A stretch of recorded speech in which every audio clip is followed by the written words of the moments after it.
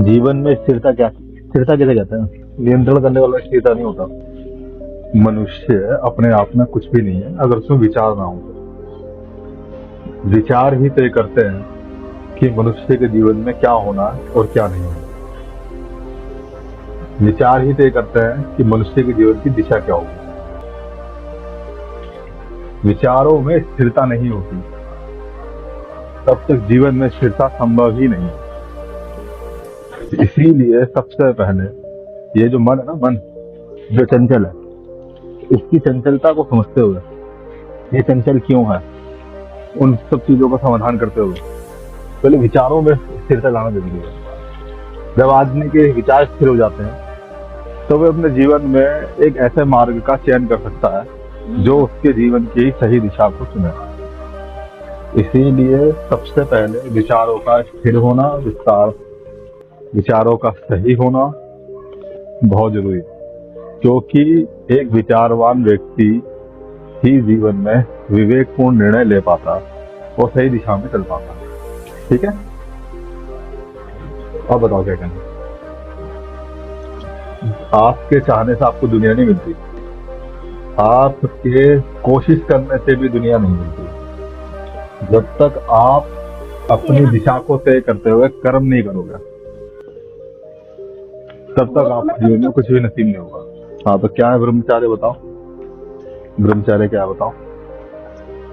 ब्रह्मचार्य दो शब्दों से मिलकर बना है। एक शब्द ब्रह्म, दूसरा शब्द ब्रह्म में चर्य, मतलब ब्रह्म में रत रहना, ब्रह्म में जीना, ब्रह्म के साथ चलना। तो यहाँ पे दो शब्द है, ब्रह्म और चार्य। क्या ब्रह्म का मतलब समझते हैं? जैसे दिनचर्या बोलते हैं ना, तो दिनचर्या में ये होता है कि सुबह से लेकर शाम तक आपके क्या रूटीन है। ऐसी ब्रह्मचर्या, जो ब्रह्मचर्या में रहता है वही ब्रह्मचार्य का पालन करता है। तो सवाल ये है, ब्रह्म क्या है? बिना ब्रह्म को जाने कोई ब्रह्मचर्या में कैसे रह सकता है? ब्रह्म क्या है बताओ। तुम्हारे हर सवाल का जवाब ही ब्रह्म है। ब्रह्म ही है हर सवाल का जवाब। ब्रह्म ही ईश्वर, ब्रह्म ही सृष्टि, ब्रह्म ही हर चीज है। ब्रह्म ही ईश्वर, ब्रह्म ही सृष्टि, ब्रह्म ही कर्ता का भाव है। संसार में जो भी कुछ है वो सब ब्रह्म है। जो भी कुछ है, जो भी दिखता है, जो नहीं दिखता, वो भी सब ब्रह्म है। तो ब्रह्म क्या है?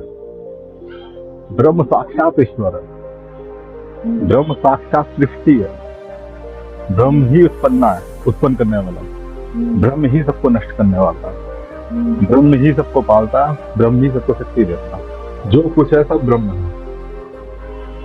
इसीलिए जो ब्रह्म को जान गया वो सब कुछ जान गया।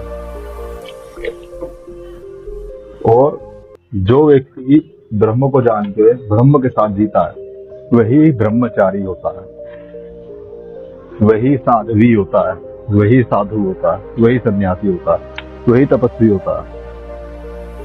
और जो बिना ब्रह्म को जाने ब्रह्मचारी, तपस्वी, साधु, साध्वी होने की बात करता है, वो सिर्फ पाखंड कर रहा है, झूठ बोल रहा है, वो सत्य नहीं बोल रहा, वो लोगों को बेवकूफ बना रहा है।